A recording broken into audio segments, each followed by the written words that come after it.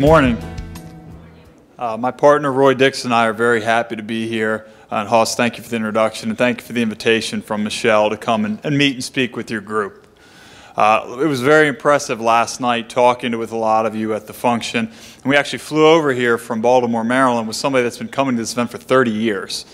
That's really impressive, and it also speaks a lot to this organization that this conference has continued for 48 years, and you can just see it in the room last night. A lot of you greeting each other as old friends and colleagues, and the idea sharing amongst each other is really a phenomenal thing to see as an outsider. But as an outsider, you all made me feel very at home last night, so I thank you for your hospitality with that.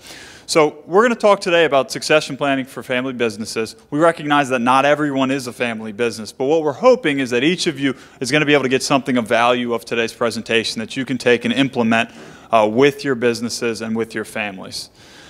Before we do that, one thing I was looking at as the bios were on the screen ahead of time is something missing from my bio is probably my most distinct physical characteristic.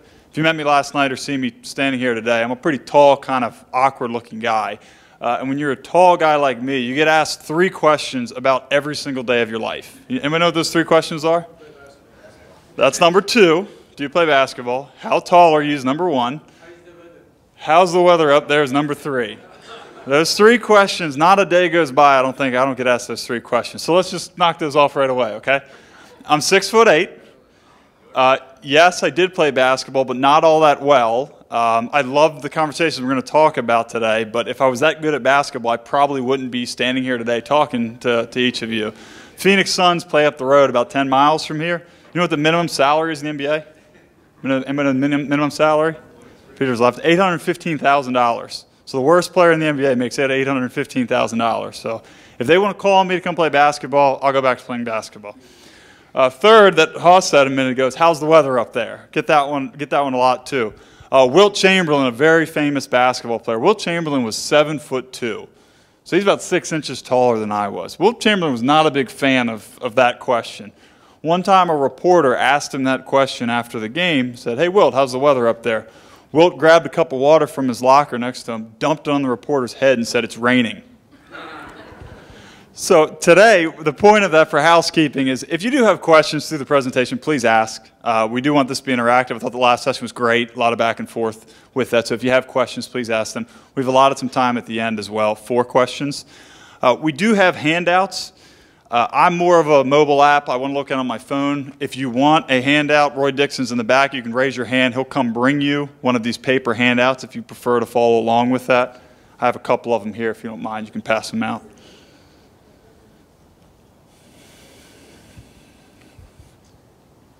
But again, all the slides you'll see up here, and they're on the mobile app as well. So the first thing we wanted to talk about, and really we jumped this to the front of the presentation, is taxes. Right now in Washington, D.C., tax reform is all over the news headlines. It's the topic of conversation. Probably in many of your state houses around the country, they're talking about tax reform, tax changes as well. So we wanted to address that topic first. And as an example, my favorite football team is the Washington Redskins. It's my favorite team. My dad took me to my first game when I was, I think, 7 or 8 years old. They played the New York Jets. The Jets scored 3 points, and the Jets won 3-0. And it snowed. So my fandom as a fan of the Redskins hasn't gotten much better since that game. But in the early 1990s, when I went to that game, the gentleman who owned the Redskins, his name's Jack Kent Cooke. Some of you may remember hearing that name. Jack Kent Cooke owned the Redskins at that time. He passed away in 1997. Jack Kent Cooke and his family no longer own the Washington Redskins. To make a long story short, at the time he passed away, the estate taxes were such that his family didn't have the resources to pay the taxes and keep the team in the family. So it was ultimately sold to Daniel Snyder, who still owns the team today. So the Redskins are one of my favorite teams. This is probably my least favorite team in all of sports. Do we have any New Yorkers here? Anybody from New York? What's that? So this is one of my least favorites. And actually, I was talking to Box Score Brands, and they have these Yankee ice cream sandwiches they're going to start next year in stadiums, which I thought was really neat, except I promise you I will never buy a Yankees one. I hope you do really well, and I'll buy all the Orioles ones, but never a Yankees one. But anyway, the reason why a lot of people like me don't like the New York Yankees is really twofold. They always win, so it's annoying to see them win year over year. They also seem to be really lucky, what I would say. They always seem to get the breaks. Things work out in favor of the Yankees. As it relates to this conversation, does anybody know who the owner of the New York Yankees is? Yeah, Todd's right. George Steinbrenner, a long time, was the owner of the Yankees, and his sons still own the New York Yankees now. George Steinbrenner died in 2010. 2010 was a special year for this conversation because the estate tax was repealed for 1 year, and the 1 year was repealed was 2010. So George Steinbrenner and the lucky Yankees, he passed away in 2010. Who owns the Yankees today? Yeah, sons. So it's still in the family business. So yeah, there's many other franchise and valuable businesses that have had that conversation. A few billionaires died in 2010, George Steinbrenner being probably the most famous of them. So very lucky that was the year passed away. We're watching very closely what happens with the estate tax law in Washington. Another issue that we're watching, and it applies to everybody in this room, whether or not an estate taxes are an issue, is cost basis. As someone that doesn't like the Yankees, the one thing at least that makes me a little bit happy, I guess, is in 2010, that was the only year that whatever the basis or the cost of the investment was when the individual died, it carried over to the next generation. So Steinbrenner family is not a client of ours, but I would assume the sons have the cost basis of what George Steinbrenner paid for the Yankees in the 70s. Conversely, everybody else in this room, if they've inherited property in any other year other than 2010, they get a step up in the basis of the investment to the value on the day of death. So it's kind of a complicated subject, willing to talk about it more in detail, but the two things we're watching, what happens with the estate tax law, what happens with cost basis, and will there be changes for that. But with taxes aside, that's an issue that we talk about, but it's really not the driving factor of our conversations about succession planning. Most of the time where we're spending our focus and our energy is this business that's been built, the founders and the owners of it are looking to transfer the ownership to qualified individuals who can continue to run the business. Oftentimes, that's a family member, a son or a daughter. Their concerns are centered around asset protection. It's very hard to build a business. We just heard a moment ago about some of the risks that you have in the changing environment. Asset protection is always a concern we have with clients that we're working with, so that's something we're going to touch on. Keeping the business in the family. There's a lot of pride that goes into building a business, and I had a chance to meet these individuals before I walked in here, and you said 1955 business started? That's really a phenomenal thing. And a lot of family businesses are trying to do that generation over generation, is keep the ownership and control in the family.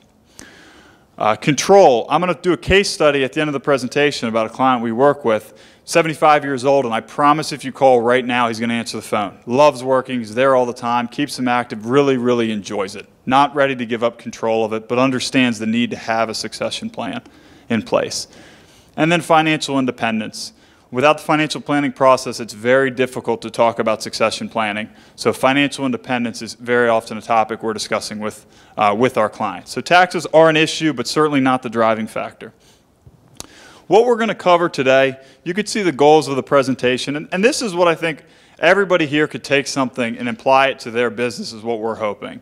So the first is really about managing the family dynamic element. I talked to a lot of individuals last night, husband and wife in business, dad and daughter in business, siblings in business, sometimes all of the above in business. So that family dynamic element is something that we work with our clients to improve upon. Mainly the communications between the family members of how they're addressing business issues. We talk about career development strategies for successors. I did talk to someone last night who was, you could tell, a second generation in the business and basically said, hey, I wish that my parents would step aside so I could run the thing. So that is a concern sometimes we have of, wait a minute, what is the career succession strategy in place to develop that person to be ready to fill those shoes? Those of you that have been in this business for decades, some of you have talked about, have learned a lot. Learned a lot about the challenges you had. Peter and I had a great conversation last night about what he's learned in his time in the business as well. So that's very valuable, and we work with clients to create that succession plan. A 911 plan, Roy's going to cover. That's really an emergency plan for some worst-case scenarios for your business. And then the benefits of creating a family charter and a family advisory board. So now I'm going to introduce my partner, Roy Dixon, to walk through some specifics of these. Thanks, Joe. Good morning, everyone. Before I get started with my presentation, however, there's one issue I think we need to clear up. I'd like everybody to know that I am a grandfather. I've got 3 grandsons, the oldest of which is 3.5, and to them, I am Papa. Last Friday, my 3.5-year-old grandson was having breakfast with his mother and younger brother. TV was on in the background. A news story came on about Joe Biden, and the 3.5-year-old pointed to the TV and said, "Is that Papa? Is he Joe Biden?" In case any of you are confused, I'm not Joe Biden up here doing succession planning as a side gig, okay? But my hope is, now that I shared that with you, next time you see Joe Biden on the television, you're going to think of me and think about the subject that we talked about today. My name is Roy Dixon, and I'm excited to be here today to share with you my experiences of working with the greatest businesses in the world, which happens to be the family business. For the last 2 decades, it has been my privilege to work with business owners of family businesses, and I've got to share with you that the family business is a rather unique animal. Why? Because it represents a blending, and unfortunately, too oftentimes, it represents a clashing of 3 distinct domains. In the family business, the 3 domains that are at the heart of the business are the family domain, the business domain, and the ownership domain. Now, each domain has its own unique set of roles and relationships. In fact, I have learned that these various relationships within the family-owned business must be managed by and among all of the family members. The heart of the issue is the different hats that you happen to wear within a family-owned business. Think about it for a minute. The family hat. You can be a husband and wife. You wear that hat. And then you're also the parent to the child, which is a different hat within the family domain. On the business domain, you're wearing the employer hat to the child as the employee, typically. On the ownership domain, we get into the owner versus the non-owner, majority versus minority, and then sometimes you've got co-ownership, which is going to bring that domain into play. But in the family business, it even goes further than that. We can talk about active family members and non-active family members, which is going to get the family and business domain interacting. And then we talk about successorship and future heirs, which is going to bring the family, the business, and the ownership domain all into conflict. So my definition of the family-owned business is any business in which business relationships and family relationships impact each other in a significant way. Therefore, life and relationships for those within a business-owning family are simply more complex and challenging, and that's a fact of life. Now, let me give you an example to illustrate this point, and in particular, let's talk about a business decision and how it impacts the family-owned business when you're talking about the difference between a family member and a non-family member. Let's assume that 30 years ago, my brother Bob and I decided to go into business together. We created a partnership. He owns 50%, I own 50%. We decided to purchase an auto dealership, a Ford store. Because Bob is very outgoing, we decided that he would handle both new and used car sales. I'm kind of a numbers guy, so I'm going to handle the parts and service department. And for 30 years, the business has been going gangbusters. We've been growing, we've acquired additional dealerships, everything's been going fine. But 5 years ago, the service manager that reports directly for me decided to retire, and we had to replace him.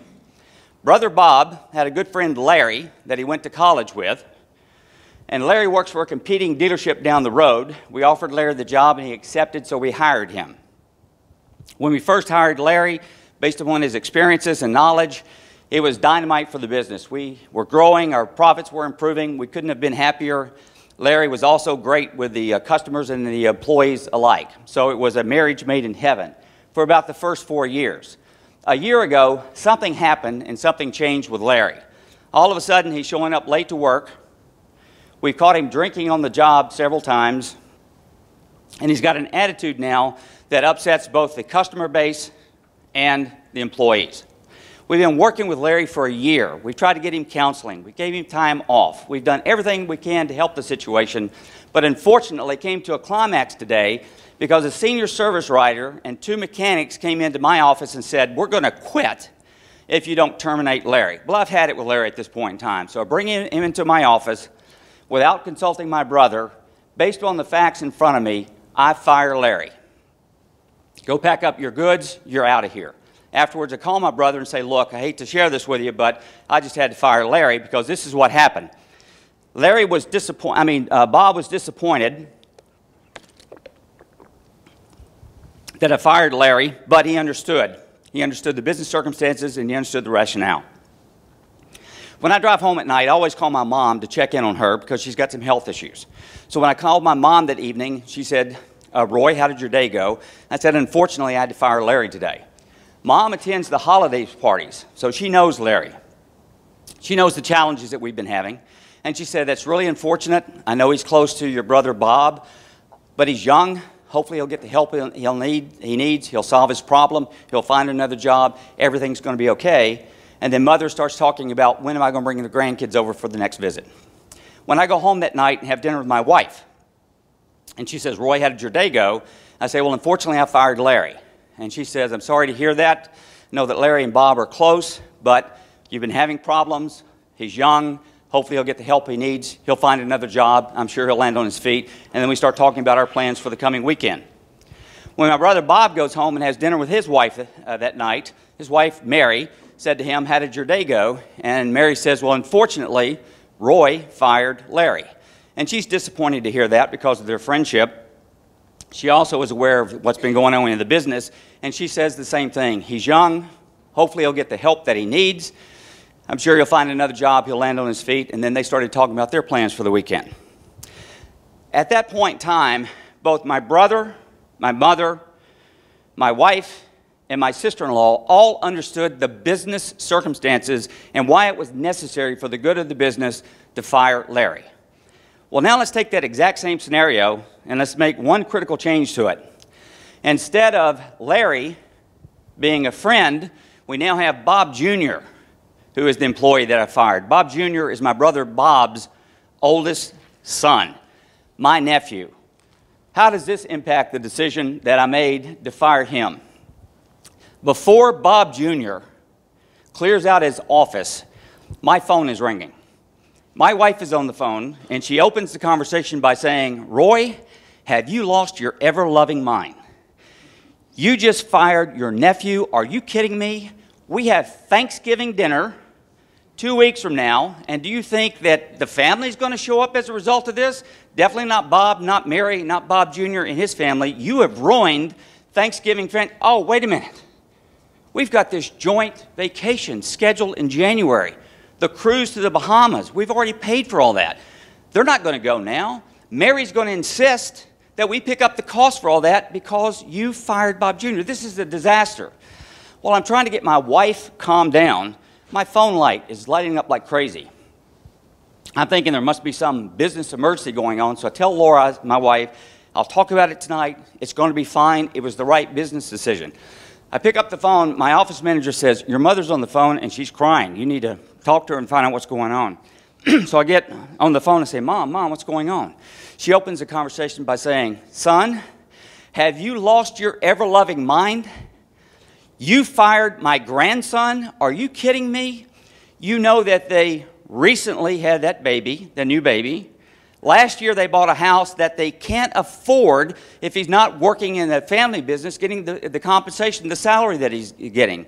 What are you thinking? Now my grandson and my great-grandson and his wife are going to end up on the street.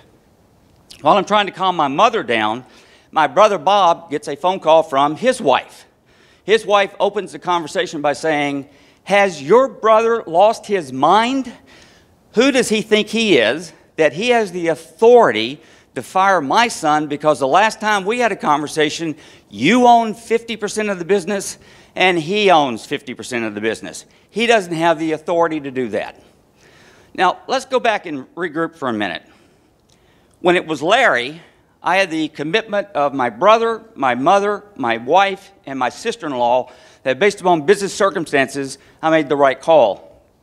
Now that it is my nephew that I just fired, look at all of the issues that became relevant that were not relevant before.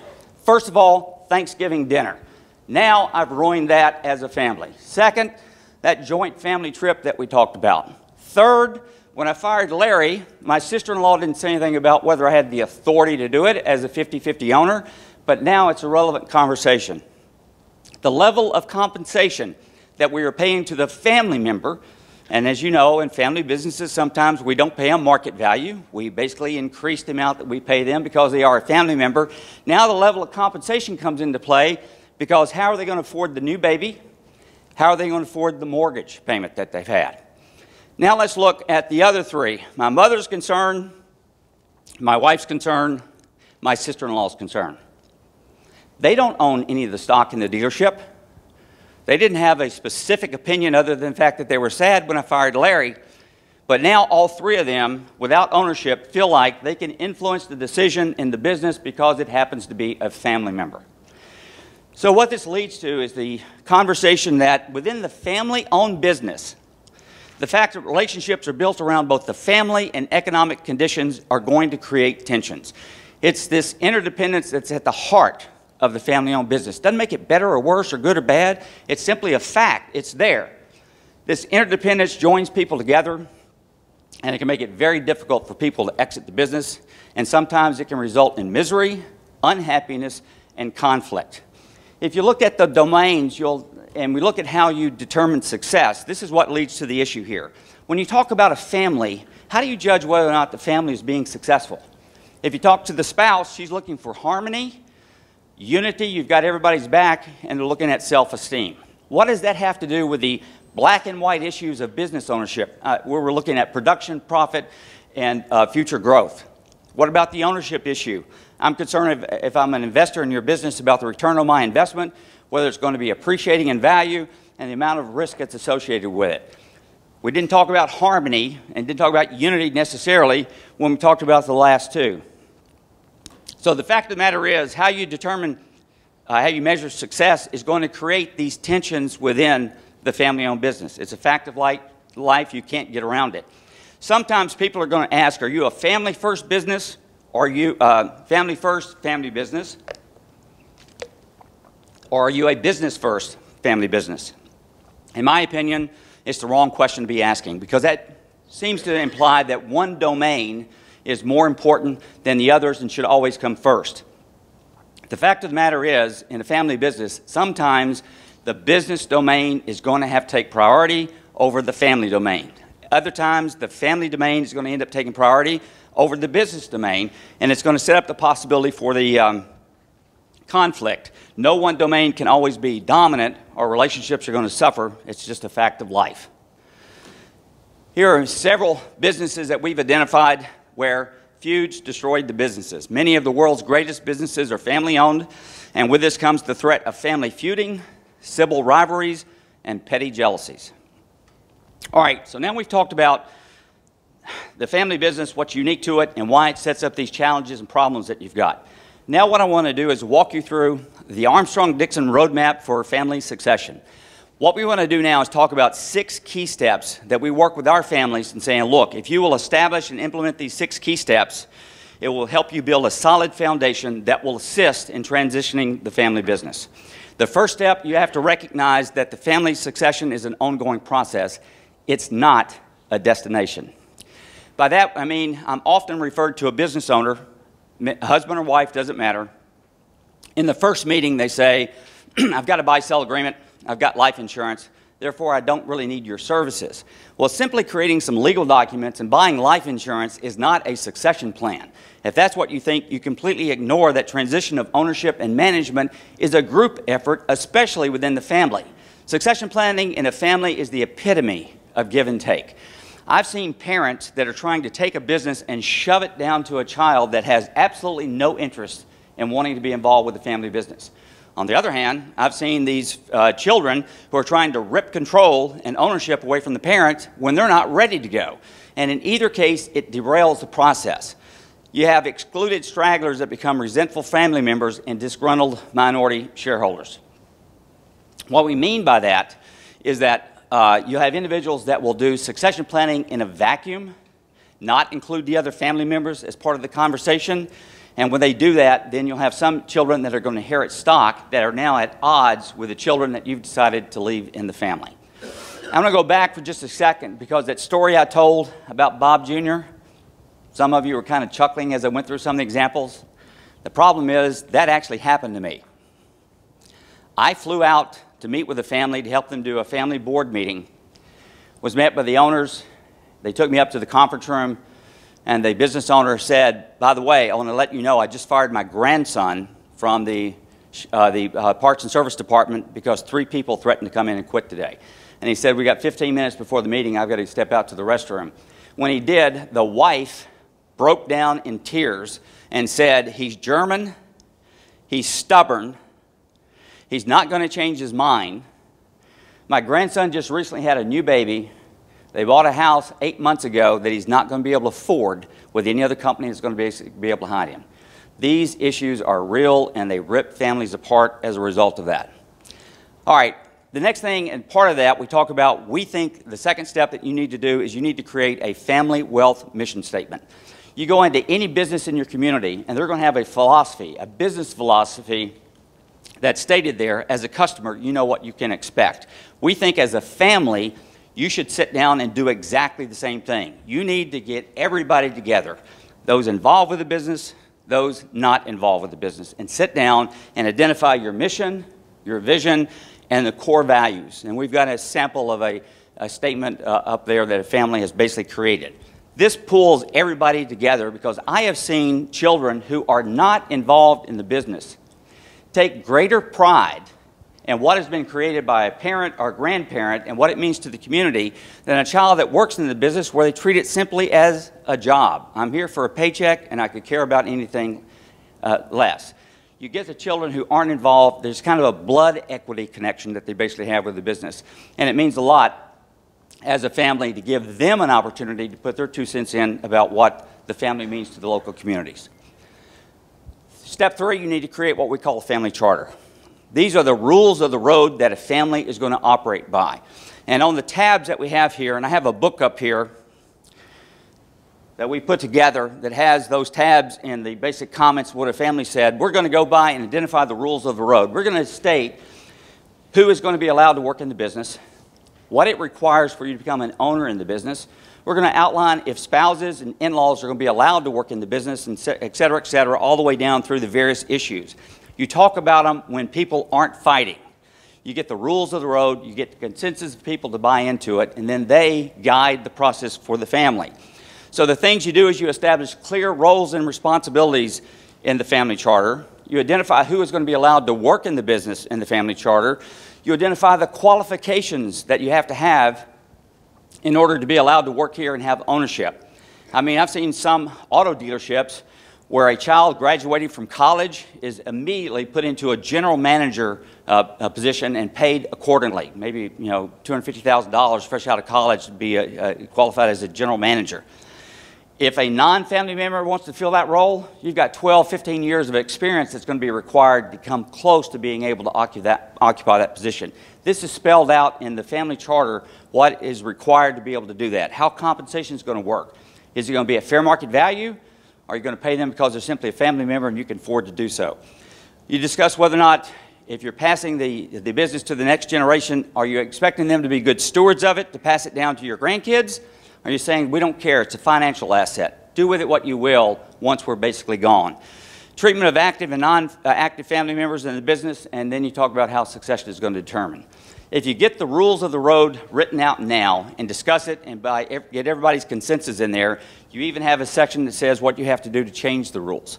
So everybody's on the same page, better communication, and everybody knows what the goals are going to be. Step 4, if you're going to identify a successor, the successor first and foremost has to be a willing participant. 2, they need to be qualified. And 3, they need to be properly trained. When I meet with the families and I go through and work with the children that work in the business, one of the first questions I ask them, is it a fact of life that you were going to work in the business? In other words, since the age of 13 or 14, have you known that you've been destined to come work in the business? Or is it a fact of choice? Are you here because you want to be here? Do you have that passion? Do you have what we refer to as the fire in the belly that typically the founders of your family-owned business had when they got involved with this and put up with all the aggravations? Most of the family businesses I've worked with over the years have come within a whisper of losing everything, and then they built it back up from that. So the children need to understand they're standing on your shoulders. You've already laid the foundation. You need to be clear how you want them to take it to the next generation. And one of the hardest things for the business owners to do is to objectively look at your children to determine, do they have the skill set in order to really run the business, or do you need to look outside of the business and bring in somebody that's capable of doing it? They can still own the business, but they didn't necessarily have to run the business just because it's a family business. When I was growing up, I loved to play baseball. Based on my size, I was a second baseman. I could turn a pretty good double play, and I had a little bit of speed at that point in time. I wanted to play for the New York Yankees, the team that he hates. But I didn't have the skill set. And I had someone that gave an objective opinion about the fact that I didn't have the skill set and I wasn't going to be able to do that. Who is providing that for your family business to help look at the kids to be sure they're properly trained and determine if they've got the skill set to run it? I've walked into a business before where the business owner said, look, there are 5 of us in the business here. It's me, my 2 brothers, and I've got 2 cousins. But I want it known my son is going to be the next owner of this company, or is going to be the president of the company. And when I set the child down and said how things are going, the first words out of his mouth were, please tell Dad, I do not want to be the president of this company. I don't have the skills. I don't want to put up with the aggravation of all my cousins fighting over the family business that I've seen my dad, his brother, and his cousins go through. I want to do internet sales, and I'll be the best creator of an internet sales department in any auto dealership in the world if they'll let me alone, and I'll bring something valuable to the bottom line of the business, but I don't want to be the owner. So we develop a career path plan for all the families that we work with. If you have a child that's going to work in the business, you sit down and say, okay, what is the path to be able to get them qualified to sit in your chair as owner? What parts of the business do they need to pick up experience and learn so that they're qualified to do that? Clearly define their roles and responsibilities, match those roles and responsibilities with their unique abilities, hold accountable and measure them, and come up with a timeline of how much time they need to spend in this job before they move to this job, to the point where they're qualified to sit in your chair. Now, one of the issues I'm going to talk about now is creating a 911 plan. This came about because I started working with a family a few years after the owner of the business suffered a massive heart attack. He happened to be in the automobile industry. He had 27 automobile dealerships. The floor plan financing to be able to keep cars on their floors took $130 million. The bank knew, they had one bank, by the way, they're called a captive. They had one bank that loaned him $130 million. He suffered a massive heart attack. They weren't sure he was going to survive, and the bank knew that the kids were fighting. And I'm not talking about a little bit of fighting. I'm talking about massive amount of fighting. And it so happened that they had manufacturers' agreements that said if the heirs are fighting each other and they get lawyers, that's a reason for us to take the dealerships away. The bank got nervous. They froze the line of floor plan financing while the individual was in the hospital, intensive care. They were out of business for a week.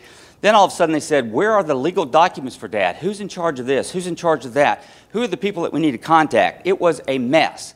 So after I started working with the family, we decided for every family, you need to create a 911 plan. You need to sit down in a book. We've got another example of that up here. You can take a look at what we've done, where you identify your written instructions. If you don't show up on December the 1st for business because of your death, what are your instructions to your heirs and key employees? You need to identify where all your important documents are located. You need to identify every key advisor. You need to identify the banks, the different loans that you've got, where those agreements are, because sometimes there's a covenant in the bank agreement that says they can pull the loan if you die. Or are there other covenants in there that could basically impact? You need to be aware of that. More importantly, your heirs need to be aware of that. Are there any compensation agreements that you would change? If you're sitting on a cloud in heaven and looking down and saying, oh gosh, this key person is going to leave with a competitor because he doesn't know if he's got a job or if he can work for my son or daughter, do you need to have somebody sit down with them and change their compensation plan to be sure that they're going to stay in the business and be sure the business is going to succeed to help your family? Who informs the employees and reassures them that the doors will be open, you are going to get a paycheck as a result of this, we've got a plan in place that's going to be fine? And are there any franchise or vendors or clients that you need to contact individually? let them know about the event, but tell them we're going to be fine, and schedule any necessary appointments as a result of that. So create your 911 plan and be sure that you've got it updated, reviewed on an annual basis. Next, we're going to talk about developing a family board. Why do this? Remember when I talked about the different domains and I talked about the different hats that you wear? Every time I work with the family business and I talk to the kids, they say it is difficult at times to understand when I'm having a conversation with either mom or dad, whether I'm talking to my parent, if I'm talking to my employer, or if I'm talking to my business partner. It gets muddled. And they say clearly, if it's a parent-to-child conversation, it's a one-way conversation. If it's employer-employee, or if it's as a co-ownership, sometimes dialogue is encouraged. But they don't want to appear that they're trying to be overzealous or trying to insult you, but it's not clear what your role is. When I talk to the spouse that's not involved with the business, they always say, I am sick and tired of every time that the family gets together to have a Thanksgiving dinner or holiday vacation or something of that nature, the business issues spill over into the vacation and it ruins everything for everybody, even those that aren't there that are involved with the business. So we feel that you need to create a forum where business matters are clearly discussed. You have an agenda that everybody knows that they can add to, and it's systematic so that every time you get together, monthly, quarterly, whatever you need for your business, you follow the agenda. And it's the company forum where business issues are discussed. So in a couple of weeks when you get together for Thanksgiving, no business discussions are allowed. There needs to be a time when a child can be that with the parent. There needs to be times when you're talking to an employer or your partner, and you need a place which clearly defines for all where you draw the line. And that's what the Family Advisory Board is going to do. So you separate the company forum from Thanksgiving dinner. Now, what it also allows you to do then, this is where you talk about training the successor. This is where you talk about improving the communications that you have amongst everybody, not only family members, but key employees. You talk about identifying roles and responsibilities within the companies. You talk about your vision, your mission.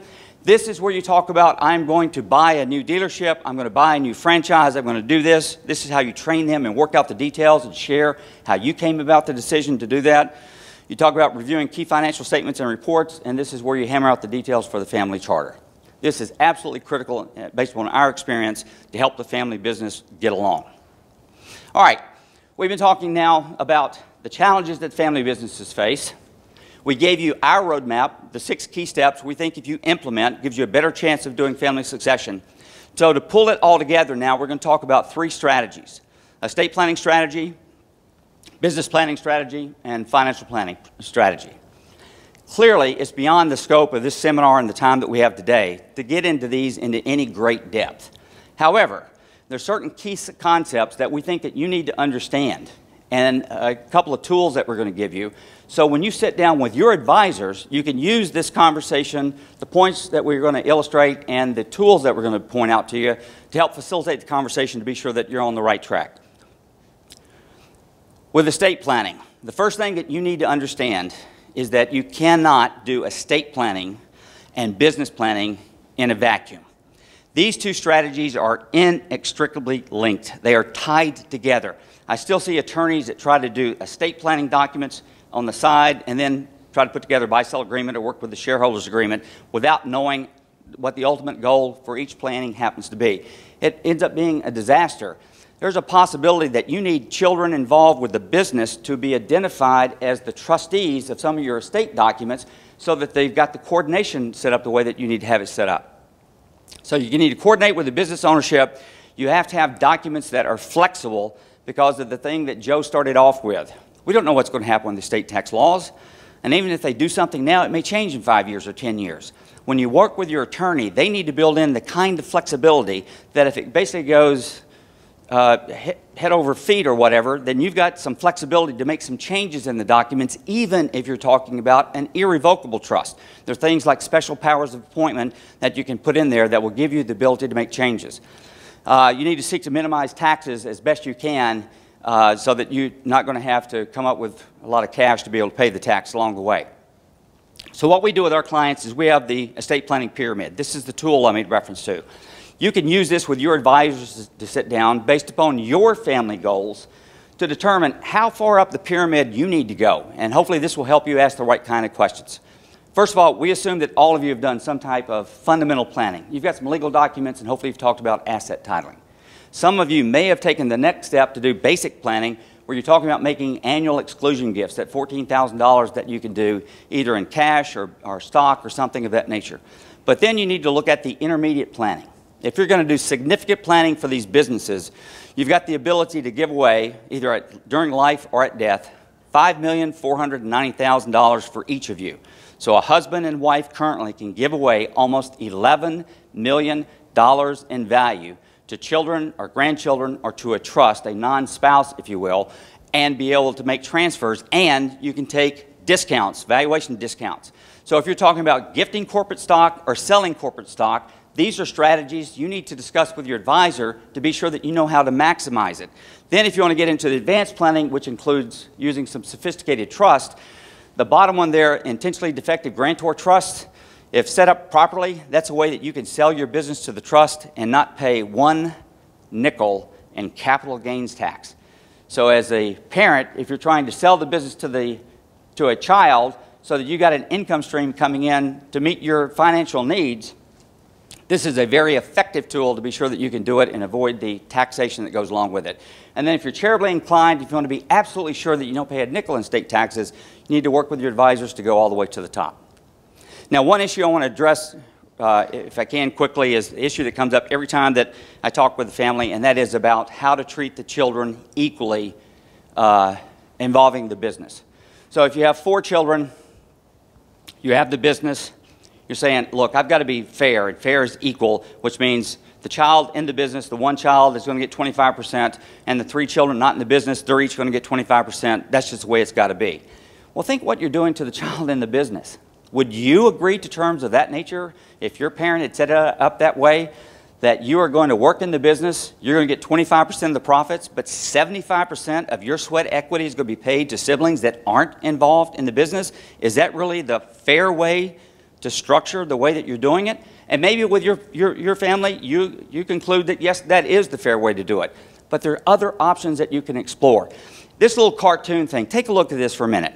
Let's assume that your family goal was to take your 3 kids to a baseball game so that they could all enjoy the game together as a family. That's your goal. Your assets that you have available to you are 3 crates. So if you got 3 kids, I got 3 crates, I've got to be equal. Each one gets a crate to stand on. But look what that does to the family and the children. The little guy on the right there is having to peer through the cracks in the fence in order to be able to see the game. Is that really the goal, the family goal, the way that you wanted them treated? Clearly, the other 2 children have fantastic views of the game. What about, instead of being equal, you decided to be equitable?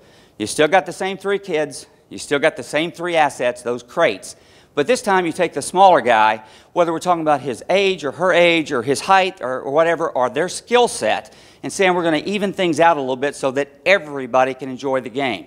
Does it mean that the oldest doesn't get to stand on the crate? Well, no, but the oldest can still see the game and still see the playing field. But now the youngest is brought up so it's more equitable in the way that you treated them. You need to look at your assets. Is $1 million of cash in the bank really equivalent to $1 million of business stock? Where the business stock can be gone in a heartbeat if you've got the wrong manager involved and the wrong set of economic circumstances, where cash is cash. So do you need to really treat them equally by doing a dollar for dollar, or is there a way that you could be fair but possibly look at equitable instead of doing it on a dollar for dollar basis? Okay, let's talk about business planning strategies. The same first step, properly coordinated with your estate planning documents. And you have to start off with the correct business entity, and then your succession planning documents need to be reviewed. Sometimes when I talk with business owners, they think about succession planning documents as being a buy-sell. Well, it could be a shareholders agreement in addition to the buy-sell, but if you have a corporation, you need to look at how your bylaws are set up, and if you've got an LLC, you need to take a look at how the operating agreement is set up to be sure that everything is properly coordinated. Otherwise, you're setting yourself up for a big disappointment, especially for the kids when they get control of the business. We have the same kind of tool on the business side, the same pyramid. You start at the bottom and you look at entity formation. The fact of the matter is, when you're doing estate planning, some business entities don't work very well. Sole proprietorship doesn't work well at all. A C corporation is very, very inflexible.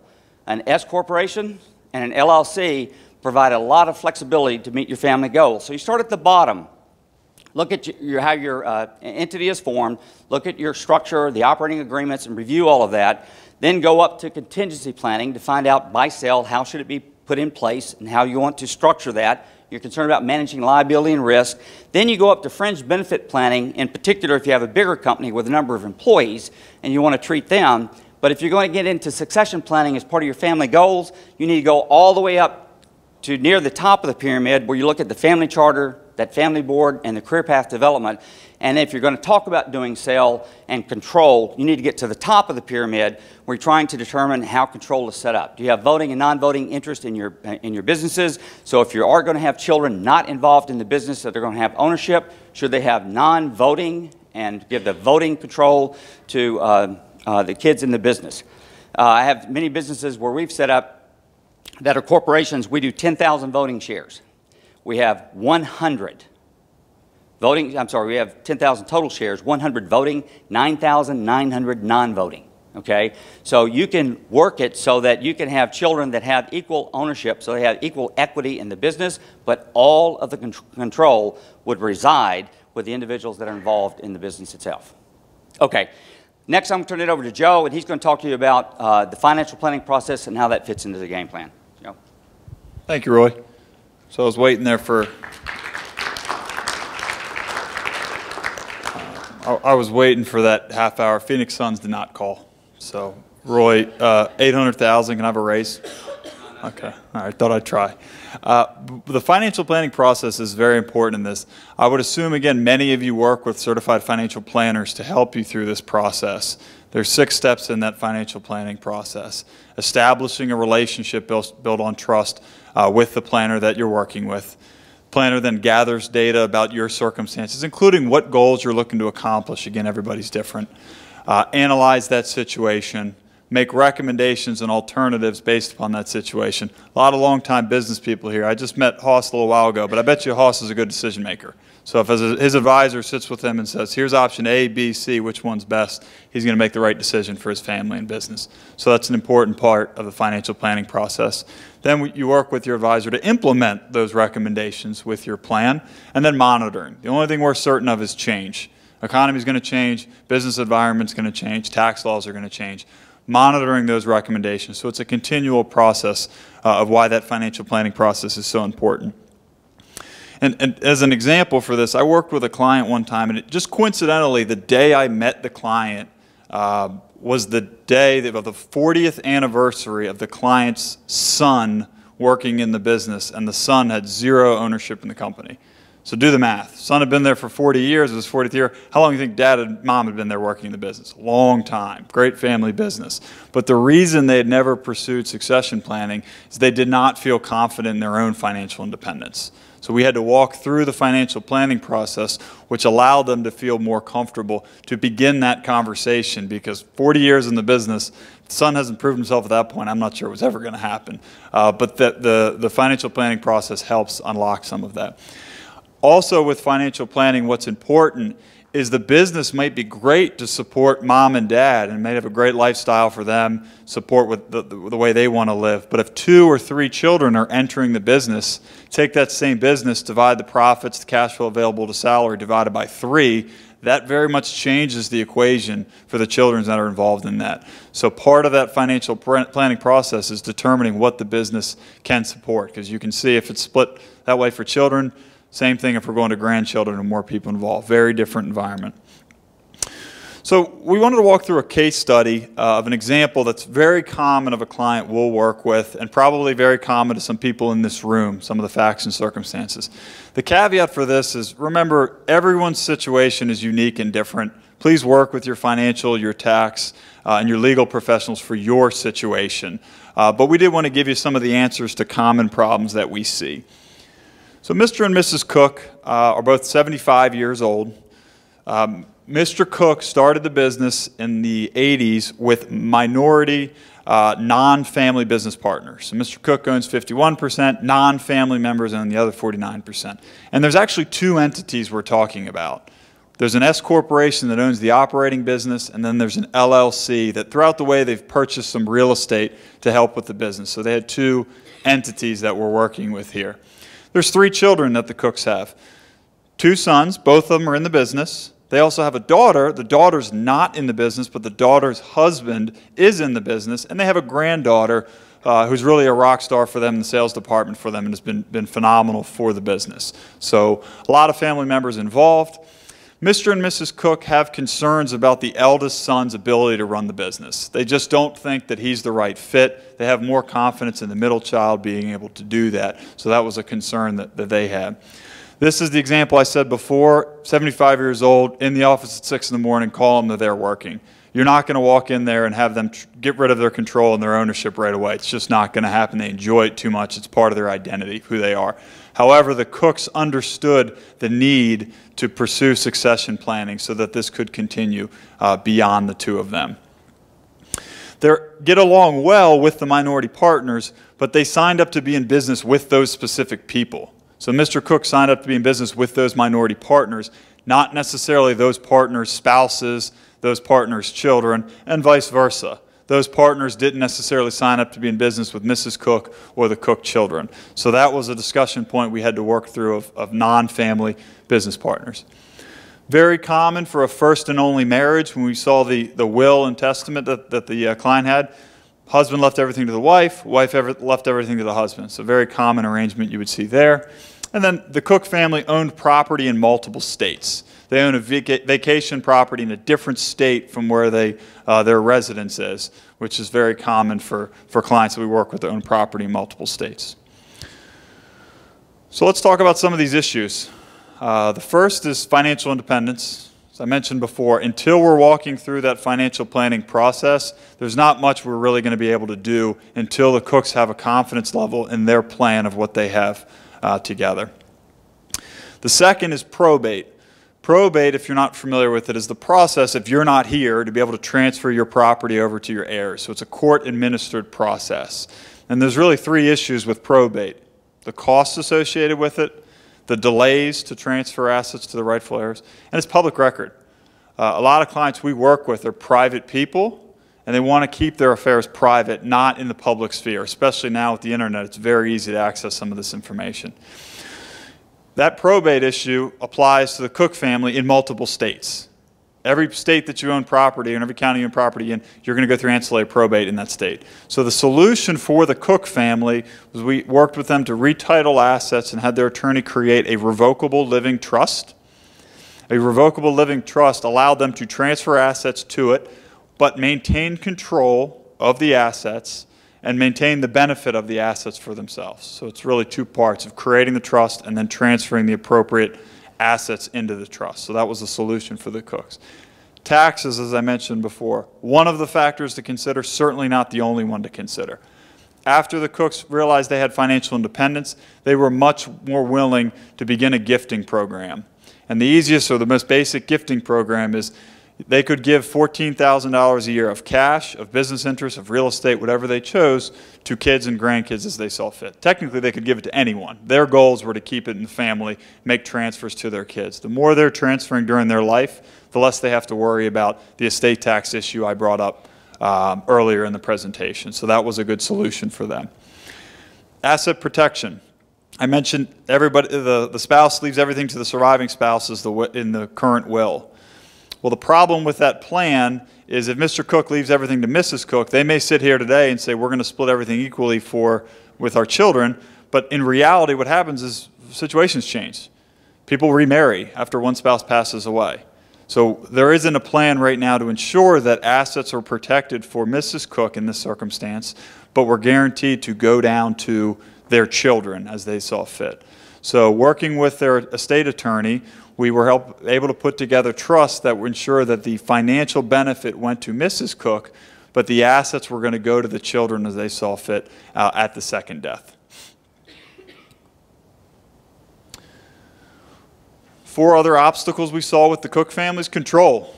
not ready to give up control. Roy walked through the strategy of voting and non-voting interest in the company. They really liked this idea for this particular family. As I mentioned, the eldest son, they weren't as confident with him having the control. So the plan is to transfer the non-voting stock, and they've started to do that through gifting, to the eldest son. But the voting control is ultimately going to be bought by the middle son at the death of Mr. Cook.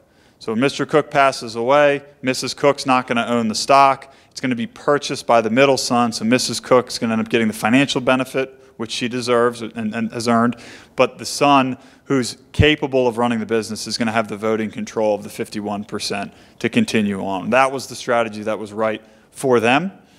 And that leads me into the next point of fair distribution.